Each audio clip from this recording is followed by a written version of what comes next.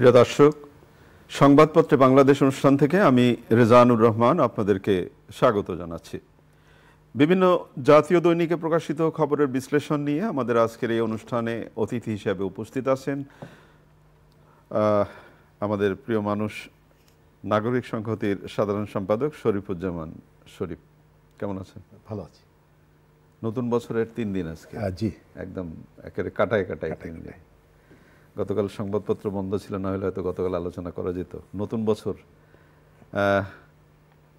অভ্যুত্থানের চেতনায় অন্যরকম বৈশাখ পালিত কেমন হলো? ধন্যবাদ আপনাকে, ধন্যবাদ দর্শক শ্রোতাদেরকে। একটা বিরাট রাজনৈতিক পট পরিবর্তনের পরে অনেক প্রত্যাশা, অনেক চ্যালেঞ্জ এবং কিছুটা টেনশনের ভেতর থেকে এবারের পহেলা বৈশাখ উদযাপিত হয়েছে এবং নতুন বছরে আমরা পা দিয়েছি। আপনাকে এই জায়গাতে থামিয়ে যদি আজকে পত্রপত্রিকা কি বলে সেটা যদি একটু শোনাই আপনাকে। দৈনিক প্রথম আলো, বাজারে অস্বস্তি আবার বাড়ছে, ডিজিটাল বাংলাদেশের নামে অপচয়ের প্রকল্প, বর্ণাঢ্য উৎসবে নববর্ষ বরণ। দৈনিক সমকাল, ভোক্তার স্বস্তির বড় মূল্য দিতে হচ্ছে কৃষককে, নির্বাচনের বিষয়ে স্পষ্ট ধারণা চায় বিএনপি, অভ্যুত্থানের চেতনায় অন্যরকম বৈশাখ। দৈনিক যুগান্তর, কমছে বাজেটের আকার, হাসিনা জয়ের বিরুদ্ধে গ্রেপ্তারি পরোয়ানা, পূর্বাঞ্চলে প্লট বরাদ্দে জালিয়াতি। কালের কণ্ঠ শিরোনাম, হঠাৎ রাজনীতির মাঠে গরম হাওয়া, 3 এমপির মদতে ফকির ধনী। দৈনিক ইত্তেফাক, সুস্পষ্ট রোডম্যাপ চাইবে বিএনপি, প্রধান উপদেষ্টার সঙ্গে বৈঠক আজ। 14 টাকা বেড়ে সয়াবিনের লিটার এখন 189 টাকা। মানব জমিনের শিরোনাম, নানা আয়োজনে বর্ষবরণ, ভোজ্য তেলের দাম বাড়ায় কারা। বাংলাদেশ প্রতিদিন, বিএনপি চাইবে ভোটের তারিখ, 1/11 নীল নকশা। খবরের কাগজের শিরোনাম, সুতা, দুধসহ ভারতীয় কিছু পণ্য আমদানিতে নিষেধাজ্ঞা, পয়লা বৈশাখ উদযাপন, মত পথ ভুলে সবাই মেতে ওঠেন উৎসবে। আমার দেশ, জঙ্গি সাজিয়ে হত্যা শিশুসহ 5 জনকে, ব্যতিক্রমী আয়োজনে প্রাধান্য বাংলাদেশি সংস্কৃতির। কালবেলার শিরোনাম, 3 মাস মাঠে থাকার পরিকল্পনা বিএনপির, স্টারলিংকের সহযোগী ফাইবার অ্যাট হোম। দৈনিক করতোয়া, বৈশাখী উৎসবে রঙিন দেশ। সময়ের আলো শিরোনাম, সংকট এখন সম্ভাবনা, ভোট নিয়ে অনিশ্চয়তা কাটাতে চায় বিএনপি। দৈনিক দিনকাল, বাংলাদেশে বিনিয়োগ বাড়াতে নানামুখী পরিকল্পনা, পূর্ণ উদ্যমে কাজ করার নির্দেশ প্রধান উপদেষ্টার। দেশ রূপান্তর, এলডিসি উত্তরণে বাধা নেই, নির্বাচন কবে জানতে চাইবে বিএনপি। রূপালী বাংলাদেশ, মাঠে সক্রিয় ব্রিগেড 32। ইনকেলাব, বাংলাদেশের স্বপ্নের 90 দিন, মার্কিন বাজার ধরে রাখতে পরিকল্পনা মিশন নিয়ে নামতে হবে। দৈনিক জনকণ্ঠ, দ্রুত নির্বাচন দাবিতে আলটিমেটাম দেবে বিএনপি, সকল বিভেদ ভুলে বর্ষবরণ। শেষ শিরোনামটাই যদি আবার আপনাকে প্রশ্ন করি, সকল বিভেদ ভুলে বর্ষবরণ, তাই কি হয়েছে? পহেলা বৈশাখ আমাদের জীবনকে কিভাবে রাঙিয়ে দেয় এবং নাড়িয়ে দেয় তার উদাহরণটা গত পরশুদিন কিন্তু আবার দেখেছি আমরা। এবারের বর্ষবরণ যেটা বললাম, যে একটা বিরাট রাজনৈতিক পট পরিবর্তনের পরে এটা নিয়ে যথেষ্ট রকমের আলোচনা ছিল, শঙ্কা ছিল, বিতর্কও ছিল। কি হয় কিভাবে হয়, এবং সামগ্রিকভাবে গত কয়েক মাসে আমাদের উৎসব আনন্দকে কেন্দ্র করে একটা চক্র যেভাবে এটিকে বাধাগ্রস্ত করার চেষ্টা করেছে, এটাকে গৃহবন্দী রাখার চেষ্টা করেছে, সেই চক্রটা এখানে কতটুকু ভূমিকা পালন রাখতে পারে এই নিয়ে একটা শঙ্কা ছিল। সরকার দেখা গেছে যথেষ্ট প্রোঅ্যাক্টিভ হয়ে তারা চেষ্টা করেছে সম্ভবত কতগুলো জায়গায় তার একটা ইমেজ ধরে রাখার জন্য।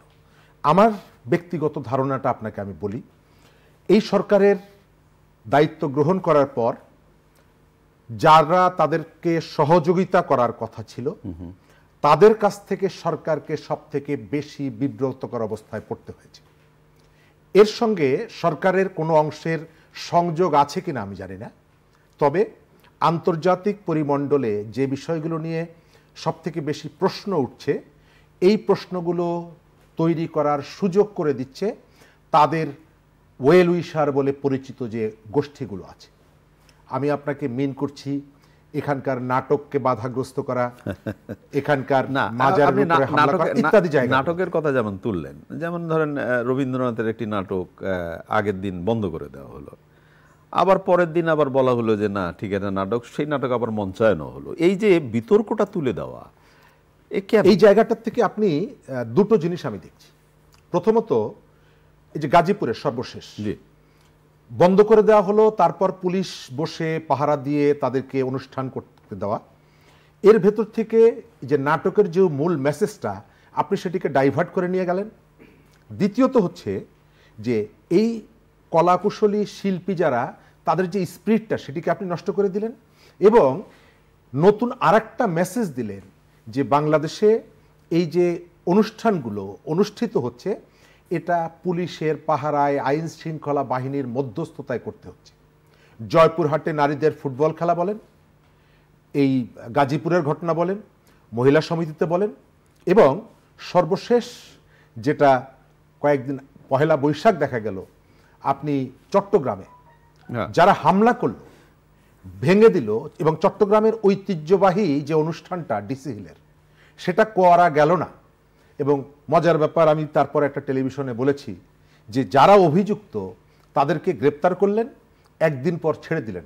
আমি এটিকে ঠাট্টা করে বলেছি যে একদিনের জন্য তাদেরকে কঠোরভাবে থানায় আটক রাখা হয়েছে।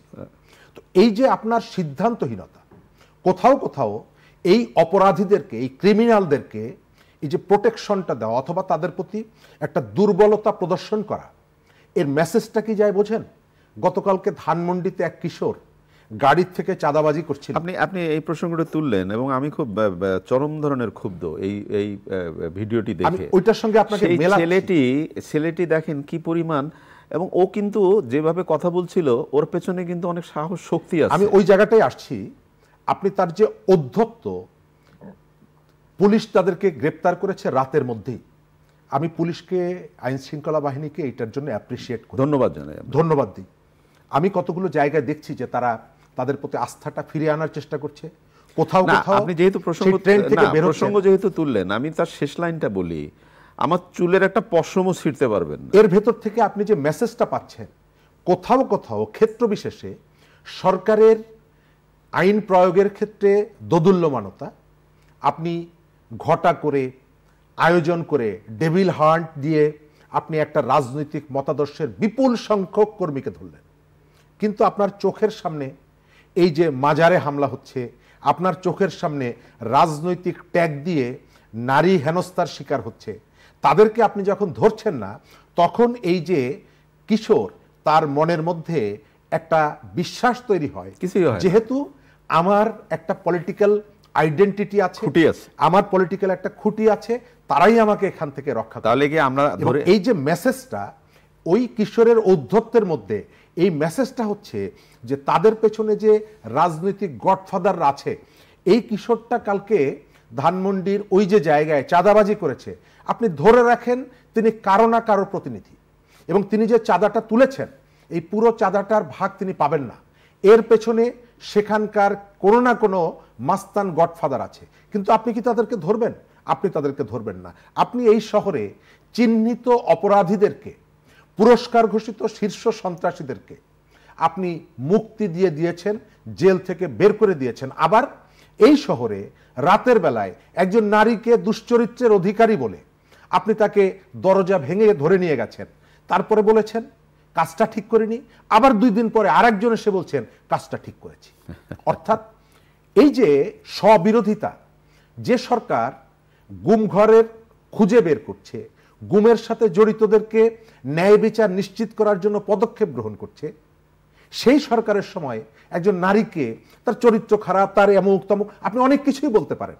ইতিহাস যখন আপনি লেখেন আপনি আপনার মতন করে বলতে পারেন, কিন্তু একজন মানুষকে বিনা ওয়ারেন্টে, বিনা অভিযোগে আপনি ধরে নিয়ে 24 ঘন্টাকে আপনি তাকে গুম করে রাখতে পারেন? অনেক ধন্যবাদ। সেই ঘটনাটি আমাদের এই ছোট্ট অনুষ্ঠানে এত আলোচনা, তো আর কয়েকটি আলোচনা করতে চাই। যেমন আজকে বিএনপি মাননীয় প্রধান উপদেষ্টার সঙ্গে বৈঠক করবে এবং নির্বাচনী রোডম্যাপ চাইবে তারা। এবং প্রথম আলোর যে শিরোনামটি এসছে সেখানে বলা হচ্ছে শুধু নির্বাচন নয়, আরও অনেক বিষয়ে কথা বলবে বিএনপি। কি বলবে?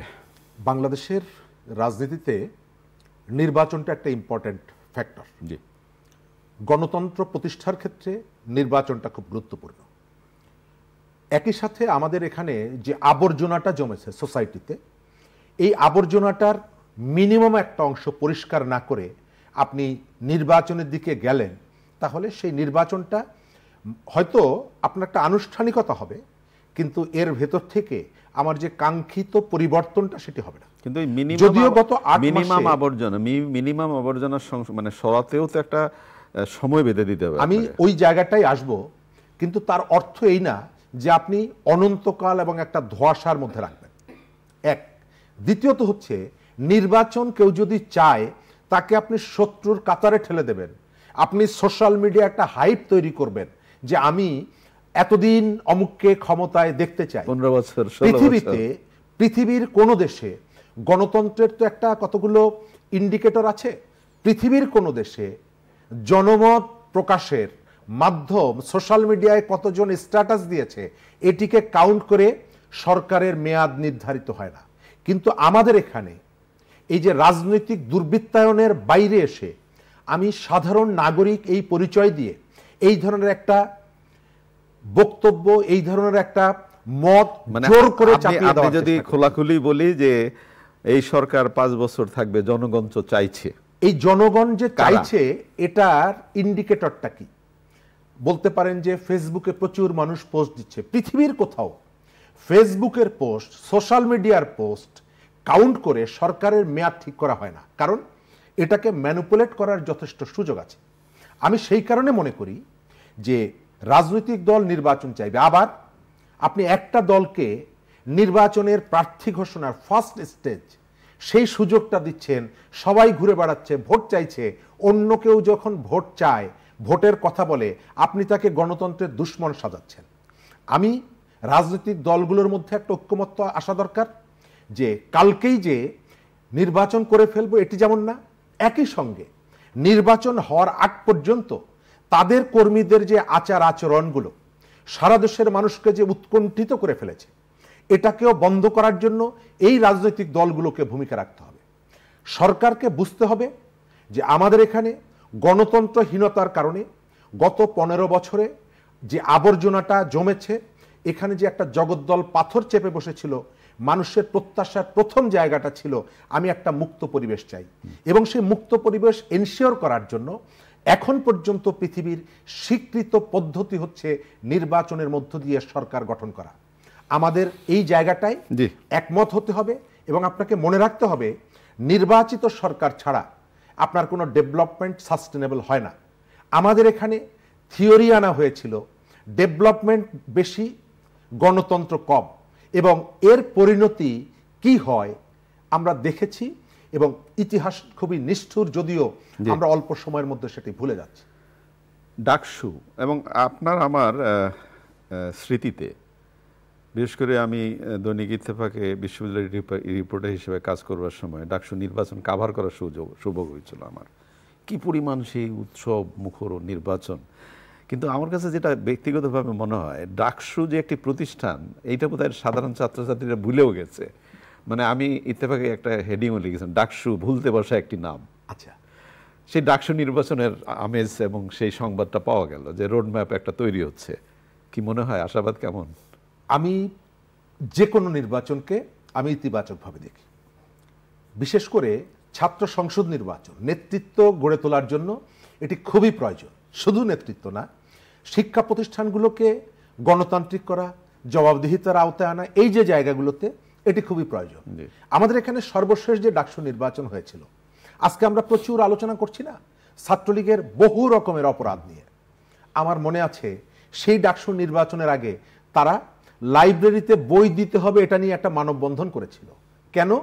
কারণ হচ্ছে তার কয়েকদিন পরে ছাত্রদের কাছে তাকে যেতে হবে। অর্থাৎ যখন নির্বাচন আসে, সব থেকে গুন্ডা ছেলেটি, আপনি তো হলে ছিলেন, আমরাও হলে ছিলাম, সব থেকে গুন্ডা এবং মাস্তান, ক্যান্টিনে ফ্রি খাওয়া, ও ভালো হয়ে যায়।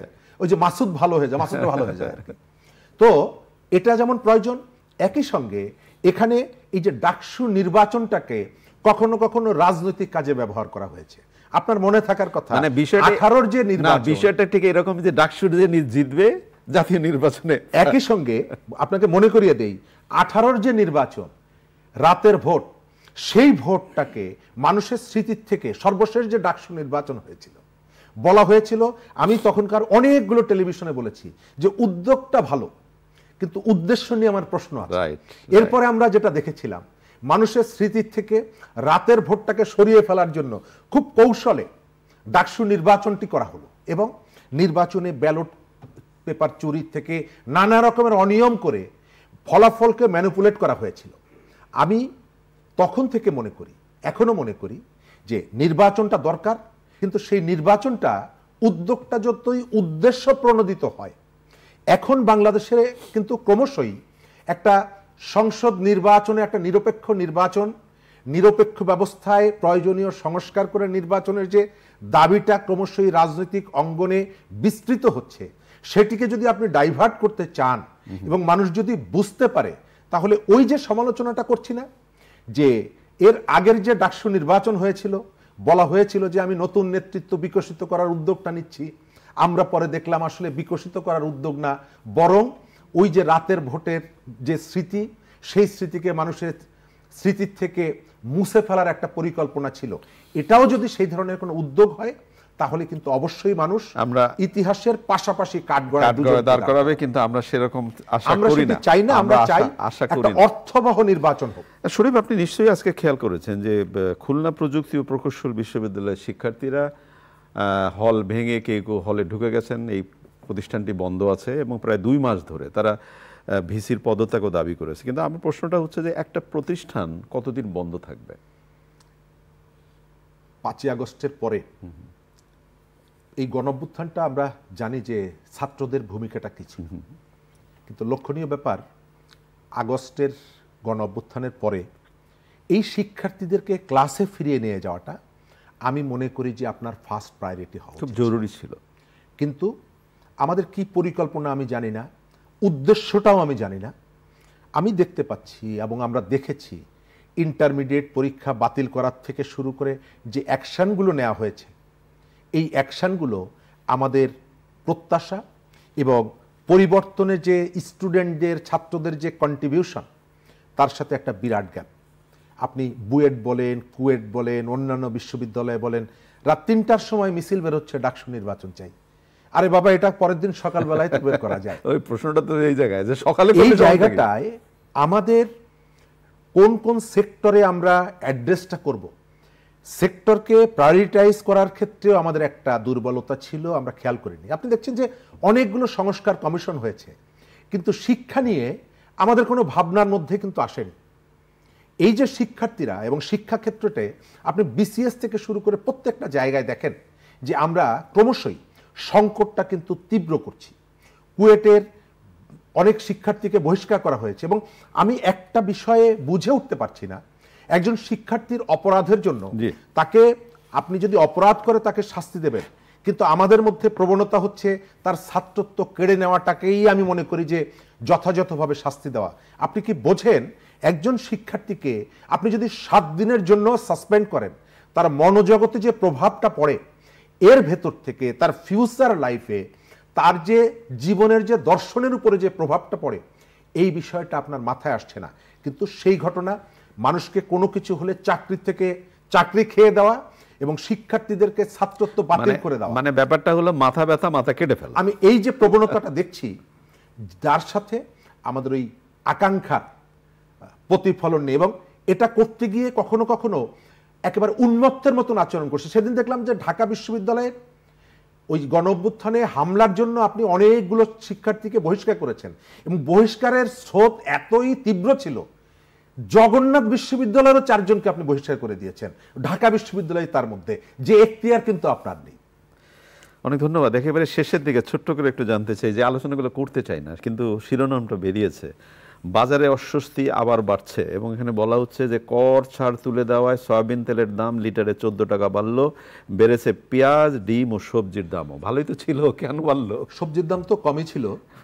আমাদের সোসাইটিটা আমরা এক একজন এক একভাবে দেখি। আমি আসার সময় আপনাকে গল্প করছিলাম যে বাজার করে এবং আয় করে হলো বাবা, রান্না করে মা, আর সন্তান খেয়ে এসে ঢেকুর তুলতে তুলতে ফেসবুকে পোস্ট দেয় সবজির দাম তো কম। আপনি এই বাজার ব্যবস্থাপনাটা এক একজন এক এক দৃষ্টিতে দেখে। আপনার সবজির দাম বা পণ্যের দাম কম এটি নির্ভর করে সিজনের উপরে। আপনার যে সবজির যে ভরা মৌসুম তখন সবজির দাম কম হবে। কিন্তু গত কয়েকদিন ধরে দেখছি আমাদের বাজার ব্যবস্থা নিয়ন্ত্রণ করার জন্য সরকারের কতগুলো ইতিবাচক উদ্যোগ আছে। এখন মন্ত্রীরা বলে না আপেলের দাম কম তো ইফতারের সময় আপনারা বড়ই খান, এটাকে আমি ইতিবাচকভাবে দেখি। তারা কতগুলো চেষ্টা করছে, কিন্তু তারা যখন এসে অনবরতভাবে বলছেন যে সয়াবিনের দাম বাড়লে মানুষের জীবনে প্রভাব পড়বে না, গ্যাসের দাম বাড়লে প্রভাব পড়বে না, আমি ভয় পাই কি জানেন? কখন যেন এরা বলে বসে যে মানুষের তো জীবনই নেই, সুতরাং প্রভাব পড়বে কিভাবে? দ্রব্যমূল্য বাড়লে মানুষের জীবনে প্রভাব পড়বে না, এটা অর্বাচীনের মতন কথা। বিশেষ করে সীমিত আয়ের মানুষ যারা, স্বল্প আয়ের মানুষ যারা, যাদের গত 6 মাস 1 বছর 2 বছরে আয় বাড়েনি, 1 লিটার তেলে 15 টাকা, তাদের প্রতি তাচ্ছিল্য করা। এবং আমরা চাই সরকারের ওই যে আচরণের যে পরিবর্তনটা আমরা দৃশ্যমান দেখতে চাই। অনেক অনেক অনেক ধন্যবাদ আপনাকে। প্রিয় দর্শক, আমরা যে বিষয়গুলো নিয়ে কথা বললাম আপনারা শুনলেন। শেষে যে আলোচনাটি হলো দ্রব্যমূল্য, আসলে স্বস্তির জায়গাটা তো এখানেই। আমরা আশা করি সংশ্লিষ্ট দপ্তর এই বিষয়টি খেয়াল করবেন। ভালো থাকবেন। আগামীকাল নিশ্চয়ই এই সময় আবার কথা হবে। খোদা হাফেজ।